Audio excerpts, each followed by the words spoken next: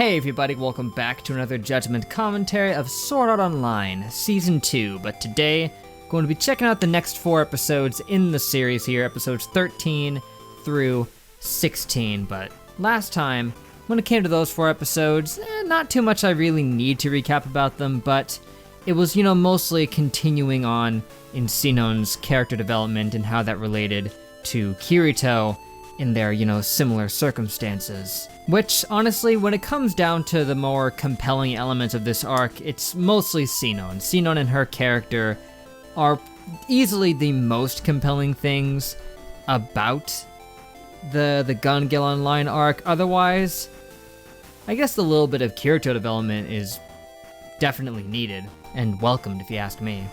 But besides that, their battle against Death Gun raged on. I thought it would be over a lot quicker than it was, honestly. I thought they had him cornered, but nope. Right now, they're at the final battle, beginning with quite possibly one of the worst jabs I've ever heard in my entire life from Death Gun to Kirito. At the end, he was belittling him for only killing out of fear in order to survive, calling him a coward for doing so compared to him. Which completely baffles me, because killing in order to survive has to be one of the least cowardly things that a human being can possibly do, so I can't even wrap my mind around how idiotic that sounded. Sounds to me like he was projecting on Kirito a little bit, because Death Gun is the person who went into an MMO, into a game where he himself cannot die. He is in no danger, so that he can point a gun at people and actually kill them. If anyone's a coward, it's him.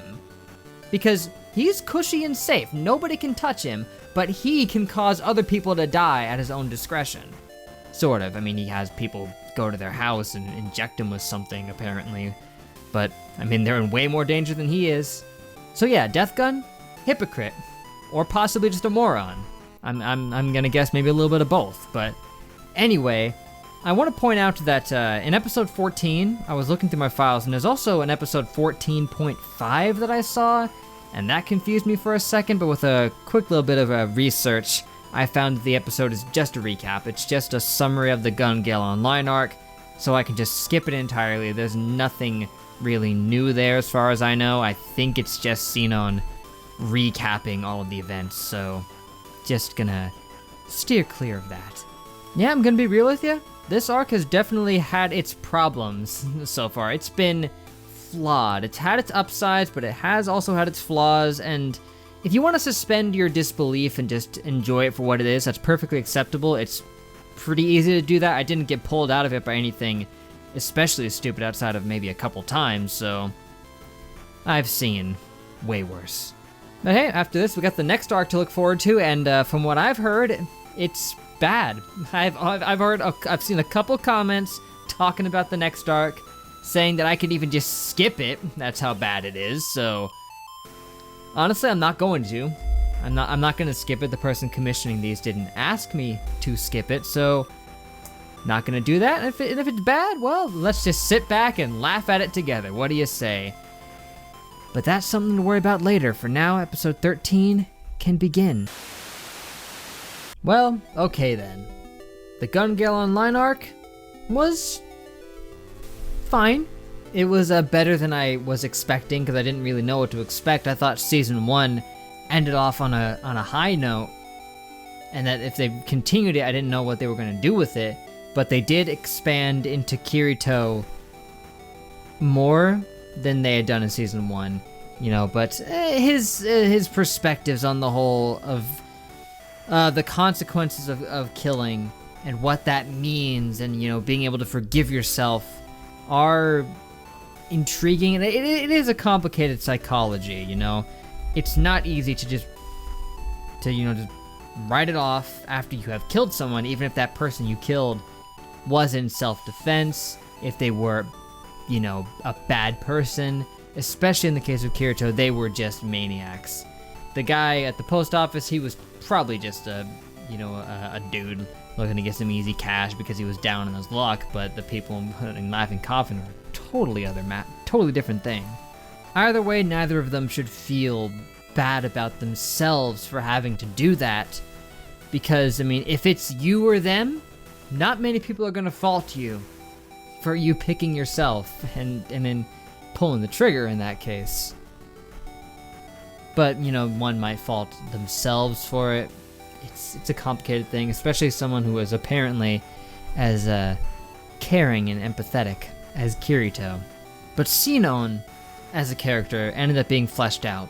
I liked her arc. I liked the way that she grew and was able to overcome her problems. It felt pretty fleshed out, handled competently, like I said before, and that it didn't really feel too sudden or undeserved. You know, her talks with Kirito and the actions of what she was going through helped with that. Although she also went through some other bad stuff immediately after. You know, with that guy who was her friend, she trusted him, and he just totally turned on her and went nuts. But I guess it somehow conversely snapped her out of it and helped her deal with it, because now she had Kirito helping her out, and she fought for somebody else besides herself, and that drove her more. So I guess it does also add to the themes that they were going for.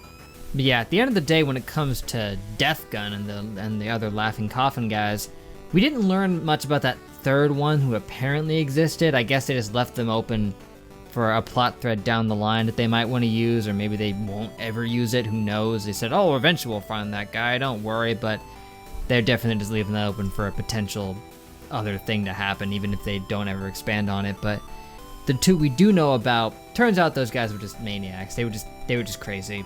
That's all they were.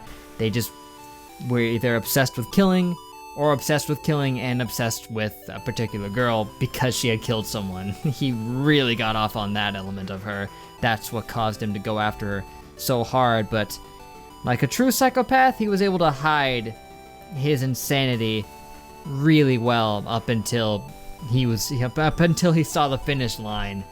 But the facade started to get dropped a little too early. He probably could have held on a little better, but no, he really blew it right at the end there.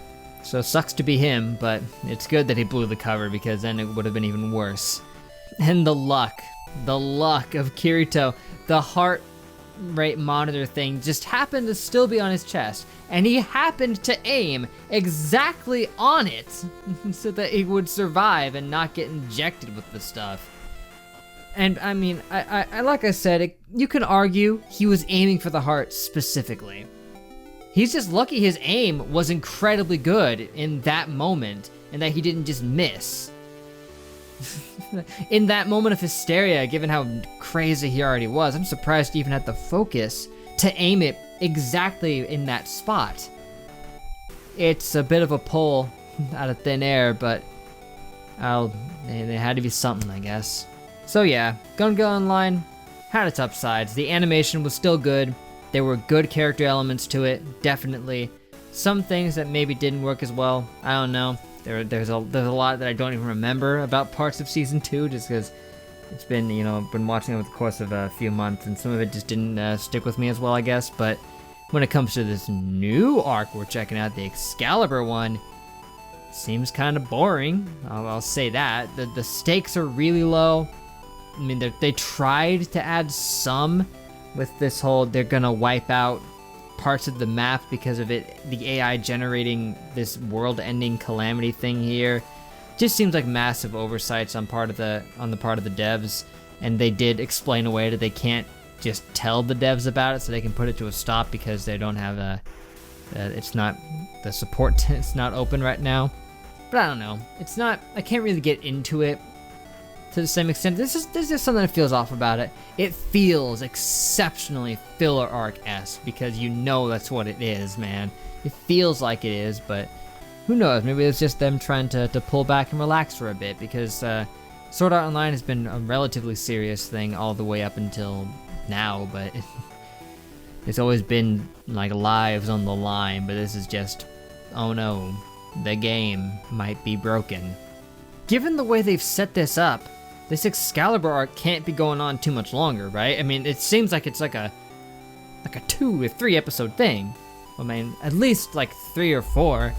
It's like a really short little arc here, basically. It was mostly spanning episodes 15 and 16 so far, and then 17 they're gonna take on the guy, and then is that just it?